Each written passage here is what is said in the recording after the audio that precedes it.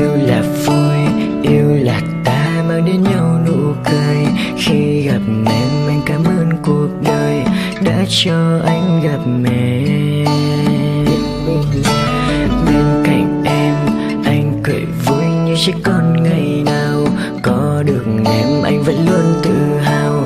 Papi papi papi papi pi. Chỉ cần em cười anh thấy vui. Ta cùng bên nhau trải qua buồn đau. Không sầu lo chẳng giận nhau. Ta là một đôi như thế. Yêu em lắm, yêu say đắm, chẳng có ai thay thế được người.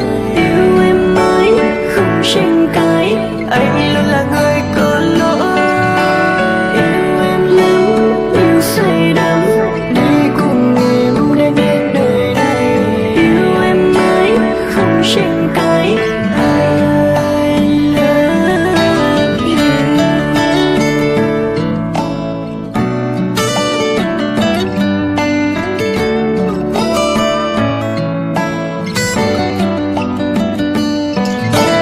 Yêu là vui, yêu là ta mang đến nhau nụ cười. Khi gặp em anh cảm ơn cuộc đời đã cho anh gặp em. Bên cạnh em anh cười vui như chiếc con ngày nào. Có được em anh vẫn luôn tự hào.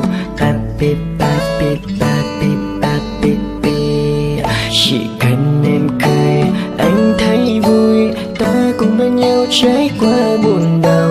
Không sầu lo chẳng giận nhau. Ta là một đôi như thế.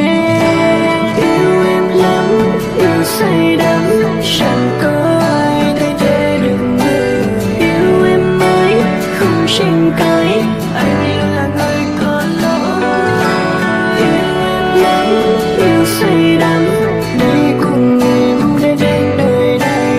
Yêu em mãi không tranh cãi, I love you. Yêu em lắm, yêu say đắm, chẳng có ai thay thế được người. Yêu em mãi không tranh cãi, anh luôn là người có lỗi. Yêu em lắm, yêu say đắm, đi cùng em đến hết đời này. Yêu em mãi không tranh cãi, I love you.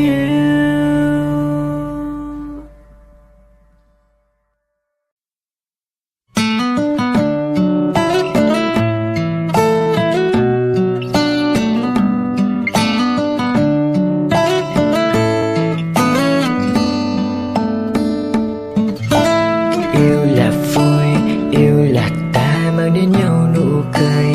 Khi gặp em anh cảm ơn cuộc đời đã cho anh gặp em. Bên cạnh em anh cười vui như chiếc con ngày nào. Có được em anh vẫn luôn tự hào. Papi papi papi papi pi. Chỉ cần em cười anh thấy vui. Ta cùng bên nhau trải qua buồn đau. Không sầu lo chẳng giận nhau. Ta là một đôi như thế.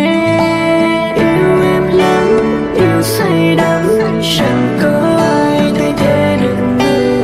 Yêu em mãi không tranh cãi, anh luôn là người có lỗi. Yêu em lắm, yêu say đắm, đi cùng em đến hết đời này. Yêu em mãi không tranh cãi, I love you.